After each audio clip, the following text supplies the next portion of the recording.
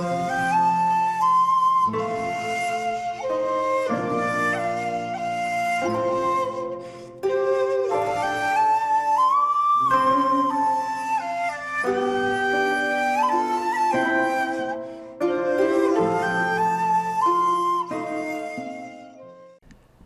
there, this is Solitary Ronin from Solitary Ronin Films, and welcome to another video. I say all the time that I don't really catch up with modern films, and for me, modern films consist of anything made after the year 2000. So I thought, just for a laugh, I would give you my favourite 100 films of the 21st century. But I did realise I do actually have quite a lot of films from the 21st century. Flying cars and all that. Teleportation, 21st century things. So really this list could have been my favourite 200. But I've capped it at 100. Because otherwise the video would take 3 days.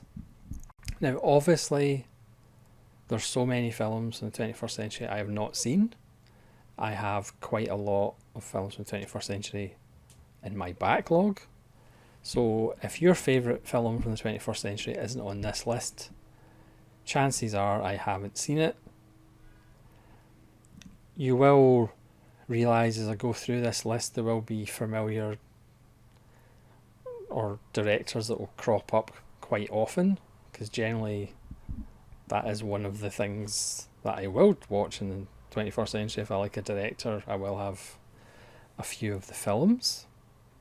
But please leave comments below what 21st century films that I haven't put on this list I should really watch. But like I say, I do actually have a lot, so I could have did a top 200 to be fair.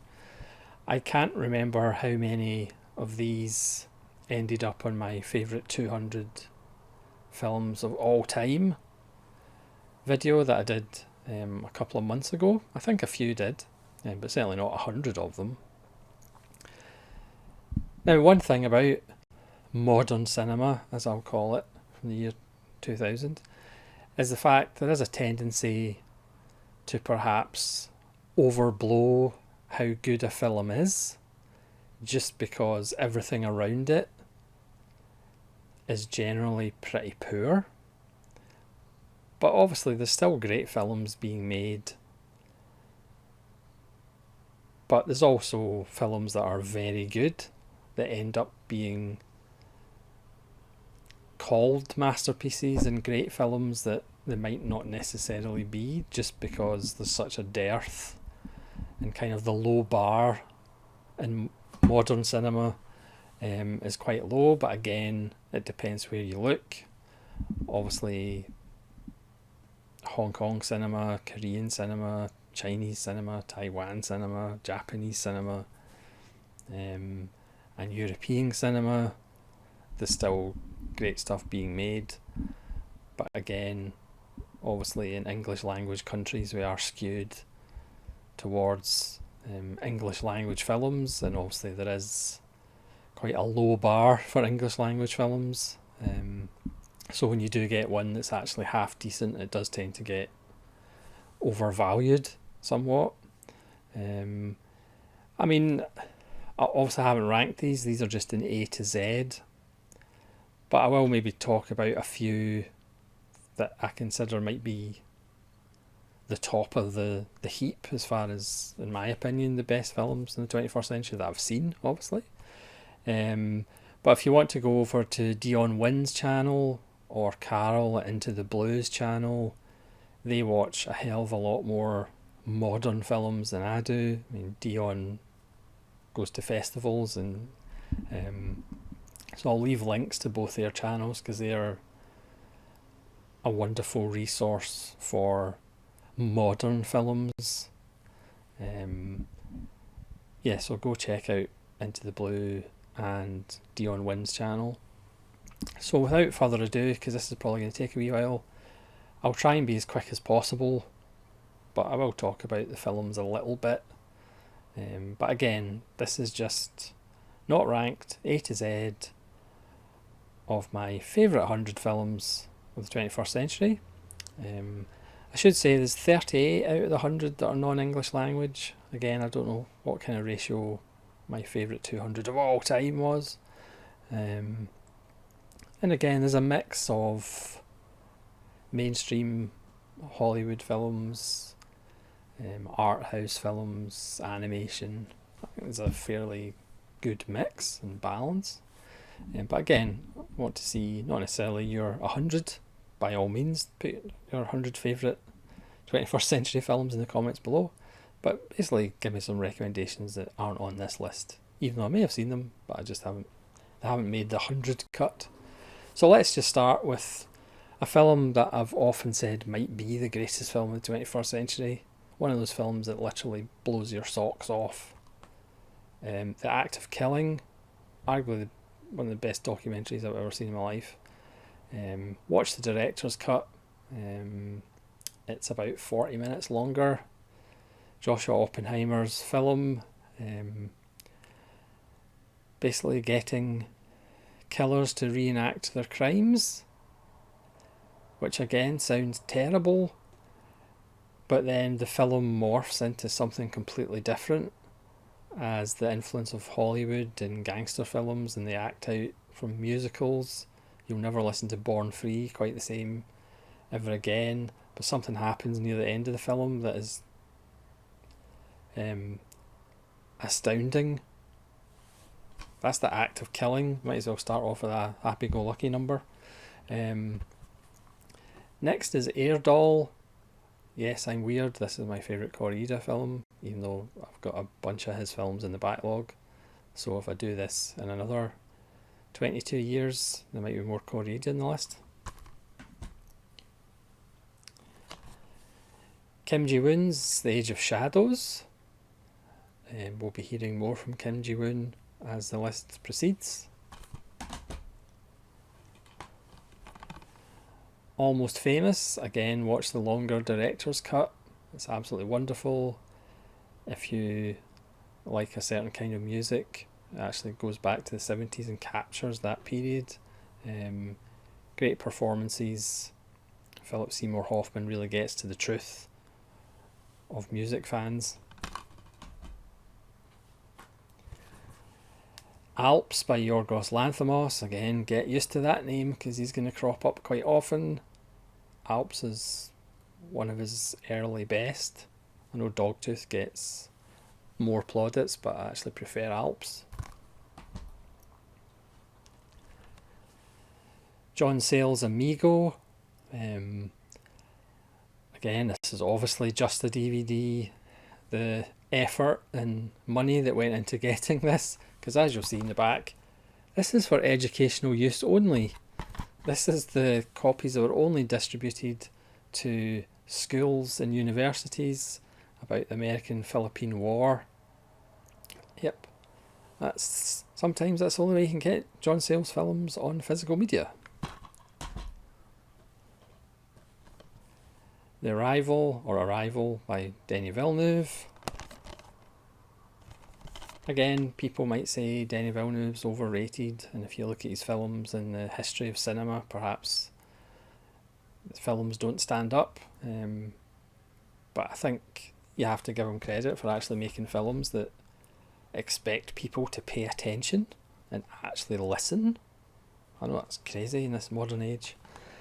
Bong Joon-ho's debut, Barking Dogs Never Bite. This is a comedy. Obviously, Korea has an interesting relationship with dogs, i.e. they eat them. I know the legislation is changing to try and cut down the amount of dogs they eat. But this tiptoes that line of funny or not funny. There's plenty of people that might not find this funny at all, but I've found it rather amusing.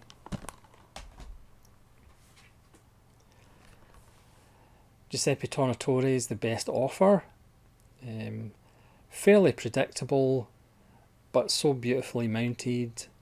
It's got an Ennio Morricone score. Geoffrey Rush is wonderful as an auctioneer who gets conned. Again, you can see what's going to happen coming, but it's just so beautiful. It's sumptuous. It's in the world of art. And did I mention it's got a Morricone score?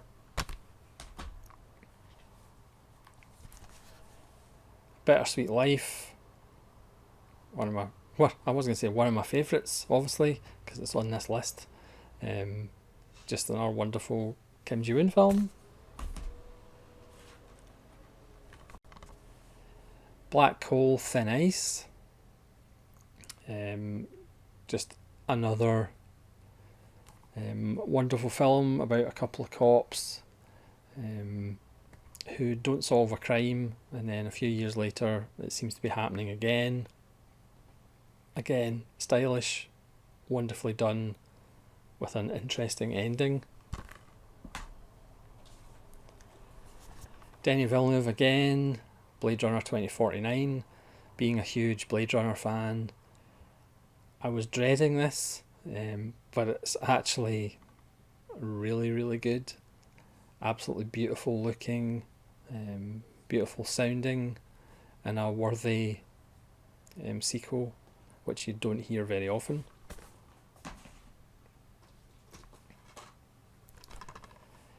Bubble by Steven Soderbergh. This is a strange little film.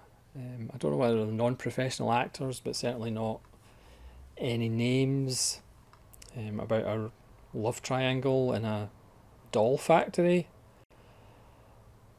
But at the end of the film, it becomes something else and becomes something almost transcendental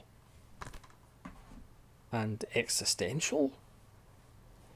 Next, the Third Window Discovery, Burning Buddha Man and Violence Voyager. This is exquisitely drawn animation once you get used to the style. A bit of Cronenberg in here, but just a heady mix of fantasy and weirdness, which I would highly recommend. You knew this would be on the list. It's Butt Boy, Assume the Position. I was literally blown away by Butt Boy.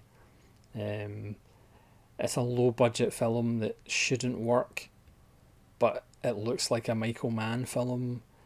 It becomes a wonderful cat and mouse between an intense cop and a man who puts objects and people up his bottom. Following on from Butt Boy, The Captain. Yeah, this is directed by Robert Schwenke, who has done some popcorn Hollywood films, and this is a bleak, disturbing, black and white film in German language about the true story of a young deserter, German deserter near the end of World War II, who poses as a captain and gets a band of misfit soldiers and does terrible things. True story. It's one of those films that has 20 minutes and then the titles come up, which actually is really effective and works really well. Again, L'Enfant by the Dardennes. Again, the Dardennes will probably pop up here and there. This one about Jeremy Renier making a choice about his newborn son. Fantastic. First of the animations, Coraline. Again, beautiful animation style, a kind of dark, twisted tale, just wonderful stuff. Cronenberg's latest one, Crimes of the Future. This is another one that just blew me away. This might be in the conversation for the best film of the 21st century. Cronenberg's first film in 8 years. It's funny, in the extras, Kristen Stewart said to Cronenberg, oh, it's so prescient with the times we're living in. And Cronenberg went, yeah, I wrote this in the 80s. Proving once again that Cronenberg is always ahead of the game. This is almost like a marker. Cronenberg's like, I've been away for 8 years and I'm back. I mean, I try to avoid anything about the film. Nazarene Prod has a really good review on his channel, so go check that out. But I didn't watch that video. I wanted to try and keep my viewing experience as clean as possible. Obviously, I had high hopes for it. It's Cronenberg, but I was trying to temper them. But back with a bang, it was actually quite emotional watching it, just because it was like having an old friend back. It's just so good. Nobody shoots Viggo Mortensen the way Cronenberg does. Léa Seydoux and Kristen Stewart, and it's great to see Don McKellar, the old Atom regular, with a nice role as well. It's just a beautiful film, and Cronenberg just showing all the young people how it's done, basically. And again, he's got another one in the pipeline apparently, so yeah, I've only seen it twice so far, but I think it's one I'm going to rewatch because it is just like having an old friend back. That's Crimes of the Future. From Cronenberg to Jodorowsky, The Dance of Reality, again, another one that just blew me away. This is his first autobiographical film of him as a kid. Again, go check out my Jodorowsky season. I'll talk more about it, but such vivid colours. Neil Marshall's The Descent. If you're claustrophobic, don't watch this film. The Devil's Backbone by Del Toro. My favourite Del Toro. Apparently, according to him in the supplements, his favourite Del Toro film. I also think it's his best. Just a beautiful, beautiful atmospheric film. Dirty Pretty Things, Stephen Frears, with a great Chiwetel Ejiofor performance. Audrey Tautou brilliant in it as well. Really underrated. I'm going to have to do a neglected gem video on this because it's just so good, about immigrants who do all the terrible jobs that British people don't want to do. Dogs Don't Wear Pants, one of the few Anti-Worlds films that I would heartily recommend. A Finnish film about a father of a little girl who loses his wife in a drowning accident, and kind of the only way he can deal with the grieving process is to go to an S&M madam who puts plastic bags over his head, and on the point of suffocation he sees his wife. It's actually quite moving, even though if you're not fans of going to the dentist, probably give it a miss. Another Neil Marshall film, Dog Soldiers, loads of fun, and this is a lovely new addition by Second Sight. From Dog Soldiers to Kitano's Dolls, a little bit different from Kitano. He's not in it, it's episodic, 3 short stories, but absolutely ravishing, beautiful.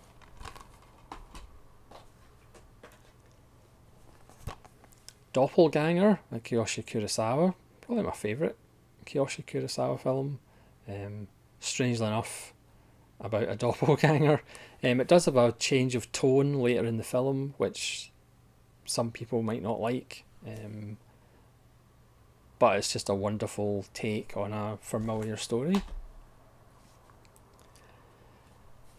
DVD only, I'm afraid. Dreams of a Life. I've talked about this film on the channel. An essential watch if you live alone, because if you die and nobody discovers you, you're going to melt into the carpet. Based on a true story of this young woman who seemed to have friends and have a life, but she was found melted into her carpet 2 years after she died, surrounded by Christmas presents that she was wrapping.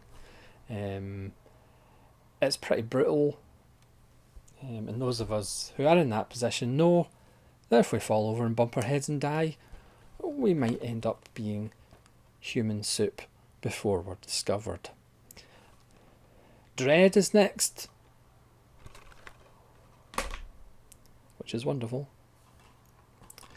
Cronenberg again with Eastern Promises, another seminal Viggo Mortensen performance.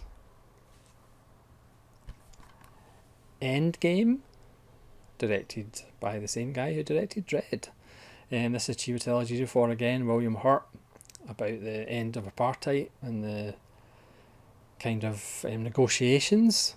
It's very wordy and very dry, but it's also rather compelling and wonderfully acted. It's Lanthimos again with The Favourite, or Lanthimos doing Barry Lyndon. Paul Schrader's First Reformed. I have the card counter in my backlog, but I haven't watched it yet. So again, if I do this video in a few years, that might be in this as well. But First Reformed is really good. So good. Flower of Evil by Chabrol. This is in one of the Arrow box sets. This almost has that kind of three colours red hit of the past and the present both not both repeating itself. The present repeating the past and it being played out for our pleasure. Beautiful little film again. Chabrol goes at his own pace, but it's a very slow, satisfying burn.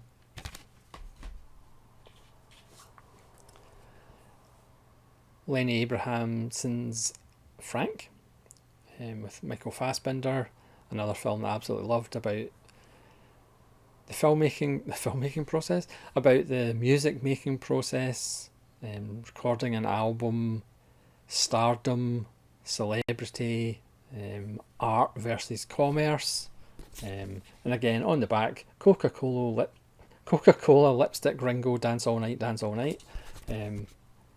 Do I need to say any more?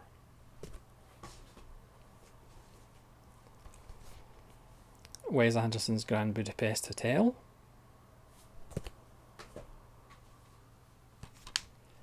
Takashi Miike's Happiness of the Katakuris.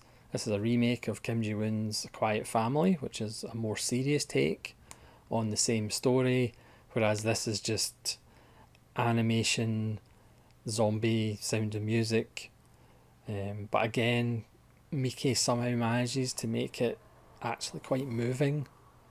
And again, you do care about these characters as madness is surrounding them. The Heist, which was originally The Maiden Heist.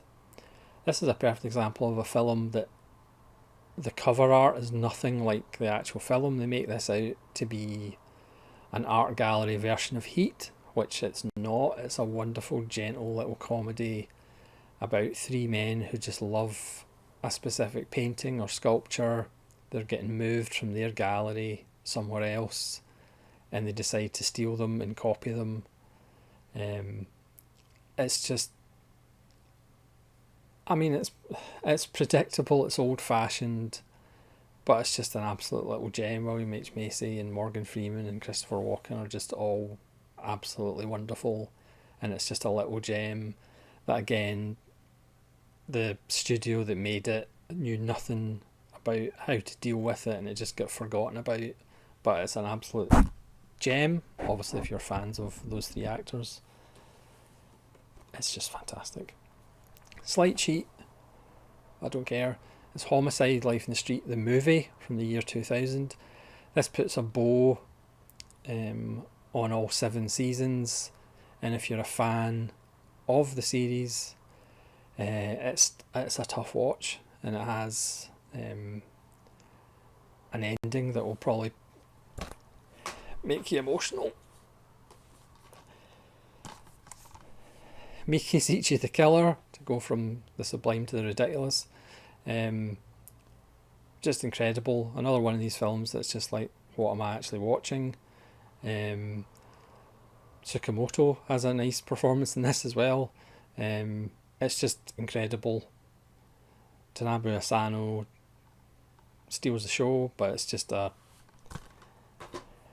feast for the eyes and ears, if you like that kind of thing. Next, again, a film that absolutely blew me away and might be my favourite film of the 21st century. Denis Villeneuve's last non-English language film, Incendies. Absolutely brutal, but absolutely fabulous. Full of genuinely wonderful moments. Again, it's a slow burn.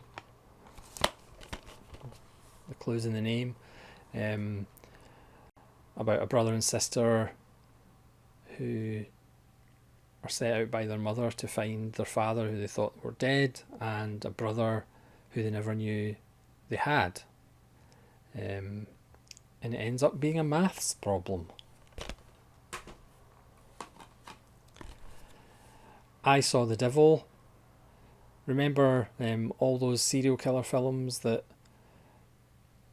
were kind of, oh, this is dark and terrible, but we still want kids to go and see it, so we'll make it a 12 or a 15. I Saw the Devil forgets all that and goes, let's go hard 18 or hard R if you're in North America. Absolutely brutal, but kind of wonderful too. It's Wes Anderson again, the underrated Isle of Dogs. Doesn't really get talked about that much. Again, you could argue, for me at least, if it wasn't set in Japan, it might not be as interesting, but seeing I have a thing for Japan, it's just absolutely wonderful. JSA, Joint Security Area, Park Chan-wook. People might shout at me for there's maybe no other of his films in this list, but they would have made the top 120. Tsukamoto's Killing. Again, low budget, as all Tsukamoto films are. Small cast, but wonderfully effective samurai tale. It's Lanthimos again, Killing of a Sacred Deer. Oh, it's Lanthimos again, Kaneta. Kiss Kiss Bang Bang. A really underrated Shane Black film that got forgotten about because it is a bit odd. Kubo and the Two Strings. Wonderful art style. And again, set in Japan. I'm in. Kung Fu Panda. The last film I ever saw in the cinema. You can work out what date that is then. Let the Right One In. Wonderful vampire tale from a different angle, even though for me it is marred by terrible use of CGI. I would say the remake isn't actually that bad. Lanthimos the Lobster. This is in the conversation for my favourite film of the 21st century. Again, one of those films that just blew me away the first time I saw it. And I've only seen it probably about 10 times since. Colin Farrell's finest work. If you're feeling upbeat and cheery after the act of killing, why don't you watch The Look of Silence? This was the film Oppenheimer made before the act of killing, but couldn't release it because everybody associated would probably get arrested and killed. So this was released after the act of killing. It is sad and scary and funny when all the credits at the end are anonymous. It's all the technical jobs and they're all anonymous because fear of reprisals. Mad Max Fury Road, a film that I can't really explain. Again, I've made a video about my feelings for Mad Max Fury Road. First time I saw it, I thought, yeah, that's okay. But now I could literally watch it every day There's something zen about just going in a straight line, coming back in a straight line.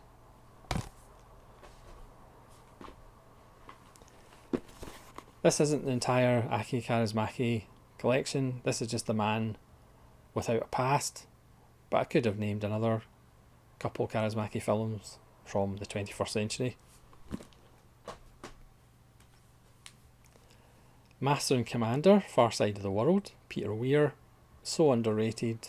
Great Russell Crowe performance, who I'm not a huge fan of, but he's absolutely fantastic in this. Should have had about 3 sequels because there's lots of books of the same character, but I don't believe it was that successful on release.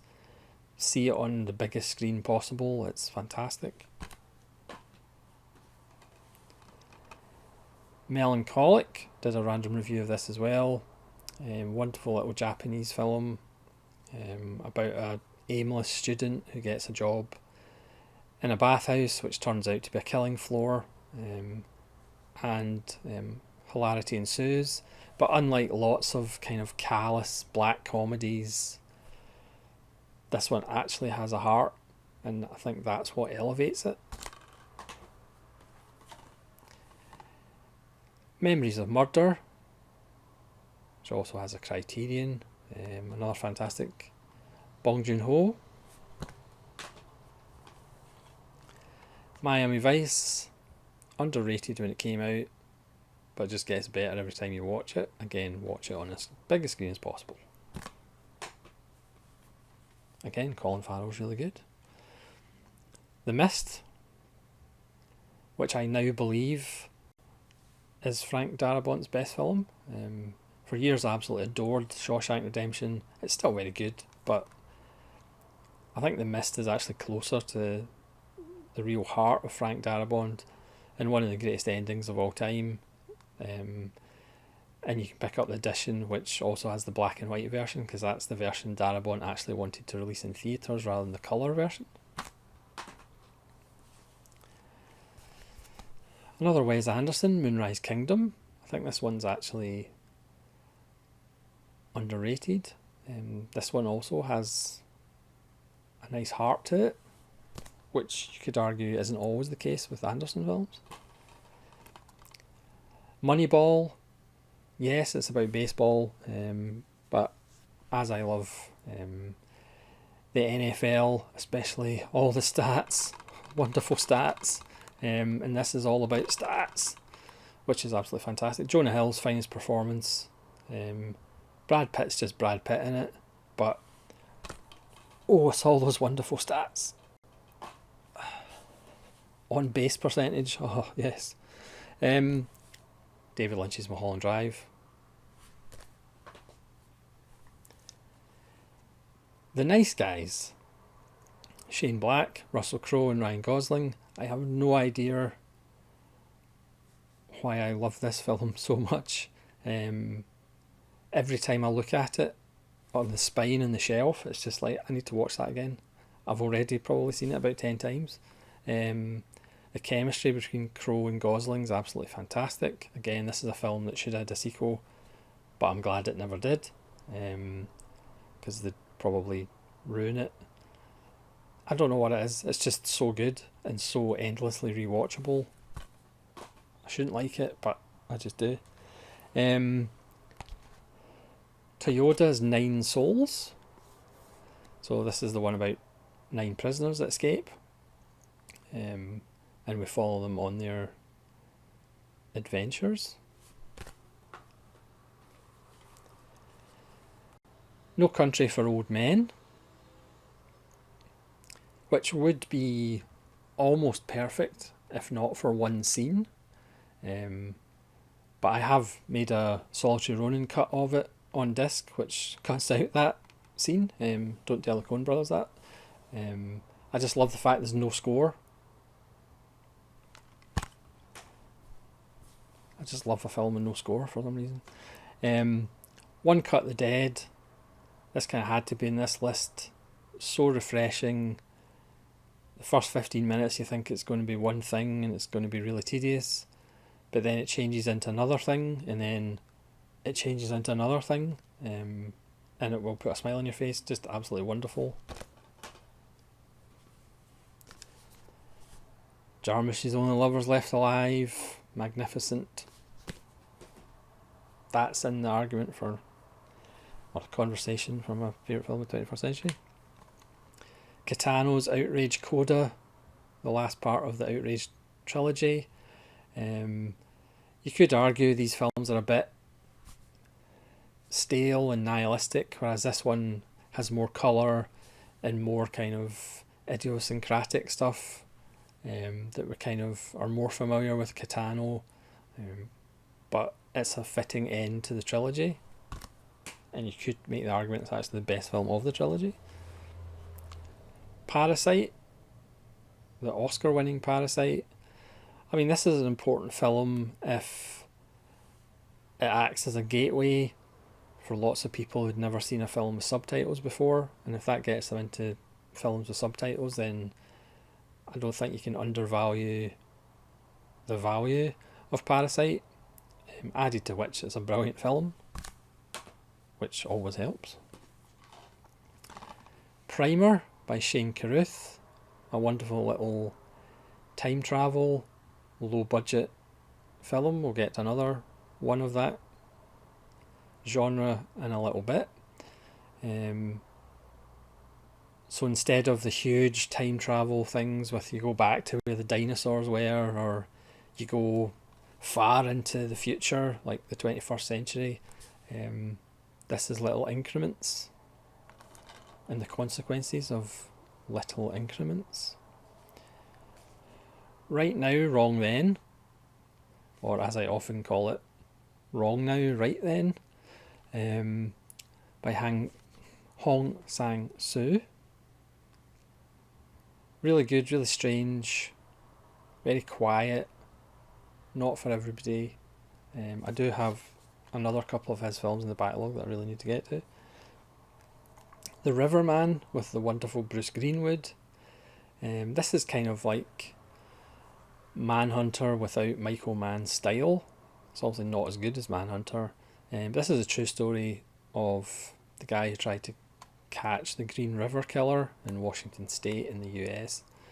And he goes to interview Ted Bundy, played by Carrie Ellis, bizarrely. You might think that's some strange casting, but Ellis is actually very good.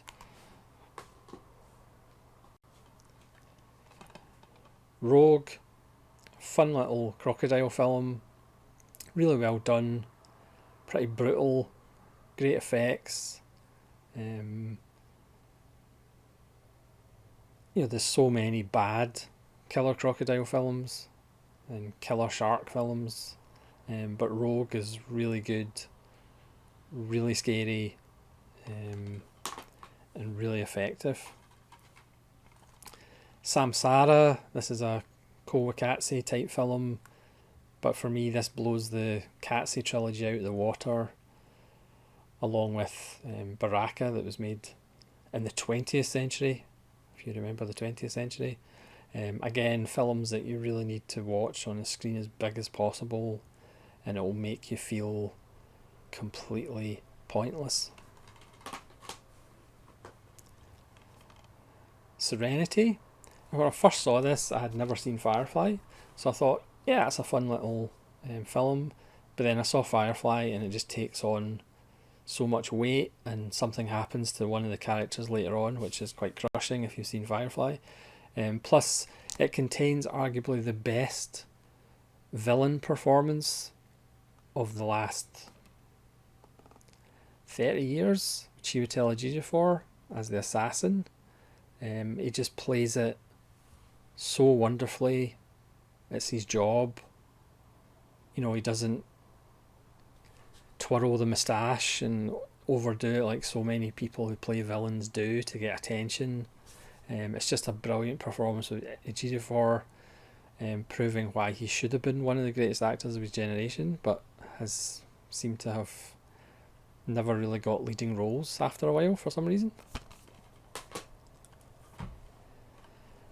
Shirley, Visions of Reality. I did a random review of this when I first kind of started the channel. This is one of those niche films that you're only really going to be interested in it if you like the paintings of Edward Hopper.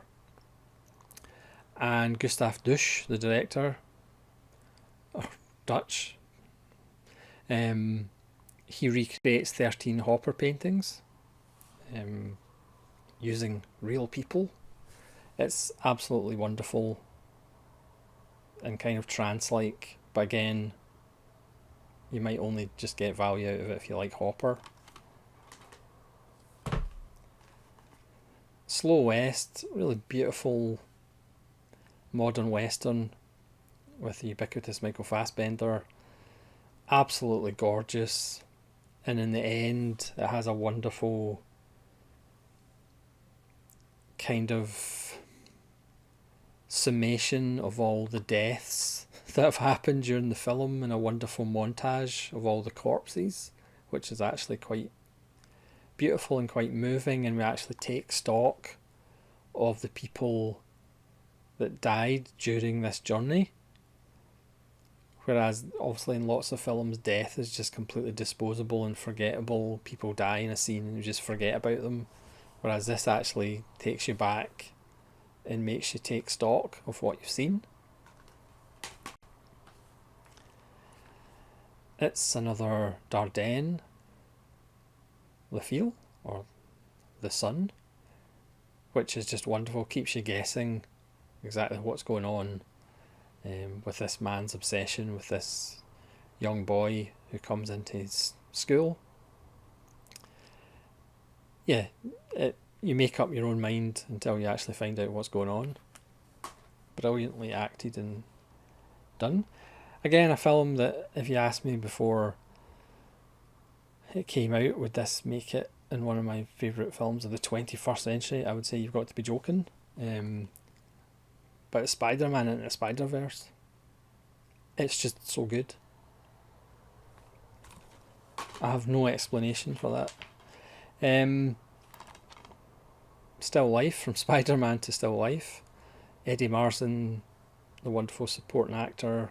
This is his finest work as a lead.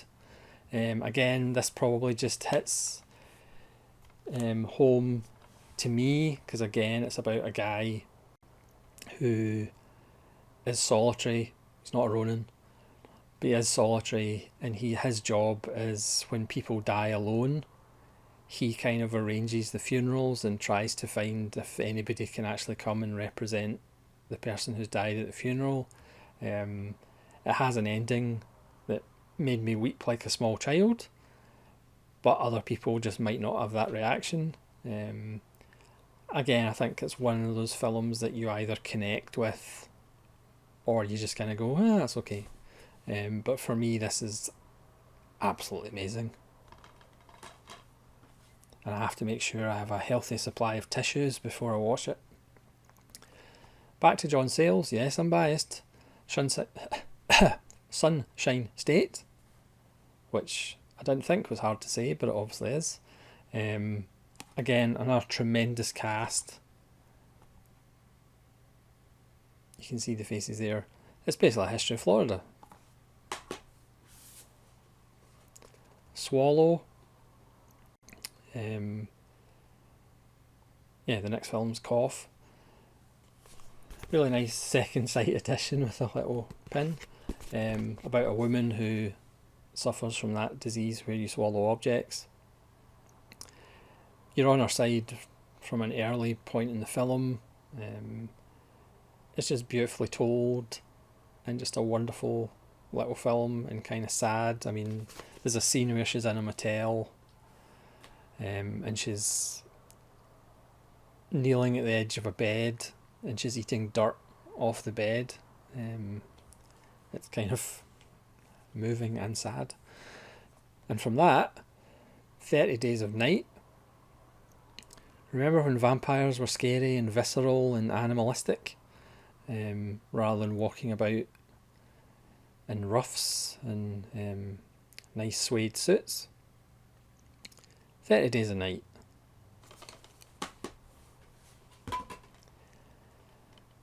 Three Burials of Miquella's Estrada, directed by Tommy Lee Jones, starring Barry Pepper and Tommy Lee Jones himself. Just a really nice modern western that kind of jumps back and forward in time as we find out the three burials. Time Crimes. It's a lovely little Spanish time travel, very much like Primer. It's just about a couple of hours, and it ends up being there's like 3 different versions of the same guy running about trying to stop each other. It certainly stands up to repeated viewing because you might not actually understand what's going on the first time you see it. Titane, yes, I did eventually watch Titane, and yes, I really liked it. I preferred this to Raw. Raw is still very good, but Titane is way better in my opinion. I still wouldn't call it a masterpiece or anything, but it's a really good 4 out of 5. And certainly nice and challenging and transgressive, and will get conversation going, which is kind of what good art should. Again, this is another cheat like Homicide.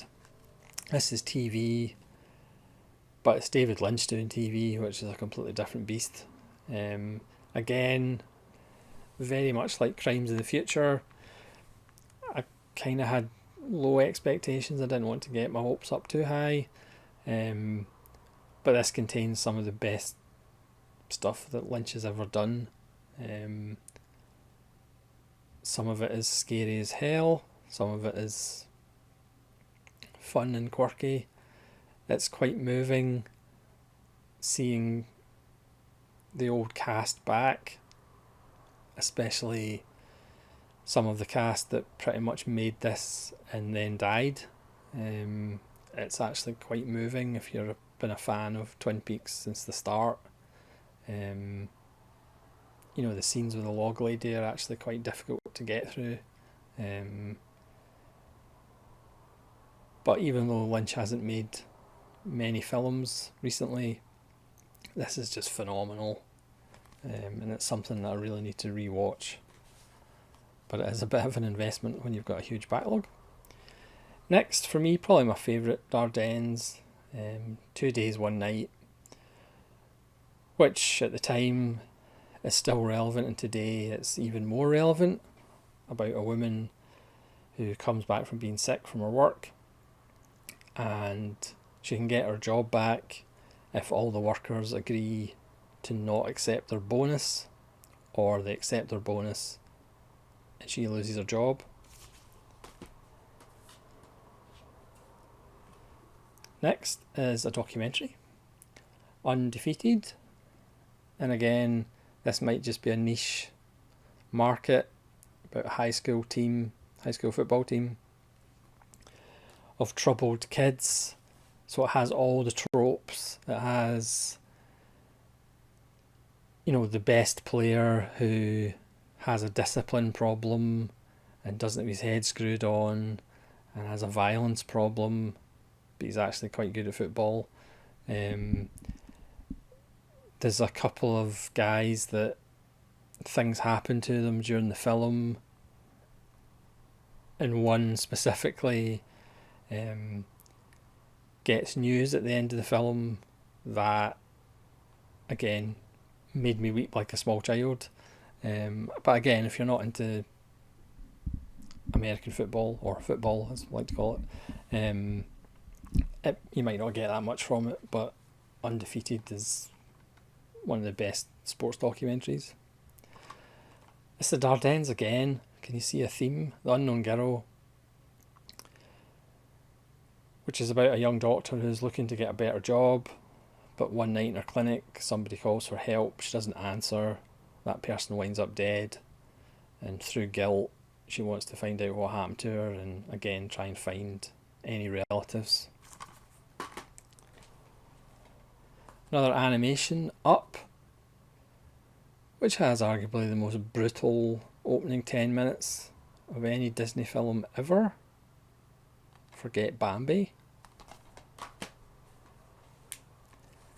Tsukamoto's Vital, probably my favourite Tsukamoto, just absolutely fantastic, one of the best films about mortality and the empty shell we leave behind. Just phenomenal. Wall-E, another really good Pixar. We need to talk about Kevin. Lynn Ramsey's film with Tilda Swinton.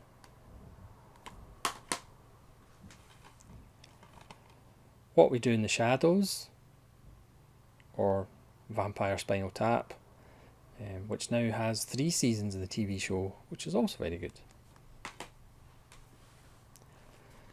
White God, which is one of the earliest videos I did on this channel as well. It's a really underrated film. It's Hungarian. It's about how we treat dogs. It does have some strong dog fighting, but there's a documentary on the making of that no dogs were hurt. It's not a Disney film, but it does kind of make you think, we're looking at your career, of how you actually treat dogs. A fairly recent watch for me, The Witch, Robert Eggers. I haven't seen The Lighthouse or The Northman. I thought this was really a nice atmospheric film. It is more a family drama, as the cast say, rather than a supernatural Blumhouse banger. The last kind of 10-15 minutes is especially really good and creepy, even though I do have the complaint that I have about lots of modern cinema, that the dialogue and the mix is way down here, and then sound effects and music is way up here, which is kind of annoying. But it looks really nice, and like I say, it's really atmospheric and really well done. Again, it's funny because there's lots of good extras in this Second Sight edition, and Robert Eggers actually says that he thinks it's a bit overrated, which is rare. You don't really hear too many directors saying their stuff's overrated. So I wouldn't go like crazy on it and say it's like a masterpiece or anything like that, but it's still very good. And again, it actually challenges the viewer to pay attention and actually listen to what's being said, which again, modern cinema doesn't always do. So we're getting there. We're at the Zs, which is always a good sign. David Fincher's Zodiac.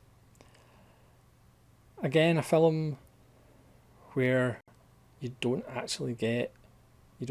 have resolution. It is amazing how it actually got made. Wonderful performances by Mark Ruffalo, Gyllenhaal, and Robert Downey Jr. But as usual, for me, Mark Ruffalo steals the show by doing less than what everybody else is doing. And finally, we started with The Act of Killing, so we might as well finish with Zootropolis. Another really enjoyable film about keeping your nature in control. It just looks gorgeous. It's predictable, as most Disney films are, but it's also lots of fun, and there's a nice little rabbit in it. So thanks very much for watching. If you made it to the end, well done. Of my favourite 100 films of the 21st century. See, I have watched some films in the 21st century. But again, if your favourite film from the 21st century isn't on this list, chances are I either haven't seen it, or it's outside the top 100. But by all means, let me know in the comments below, even if you name your top 10 films from the 21st century, or 10 films that you like from the 21st century, or 10 films you've seen from the 21st century. How about that? So thanks very much for watching. This is Solitude Ronin from Solitude Ronin Films, saying farewell.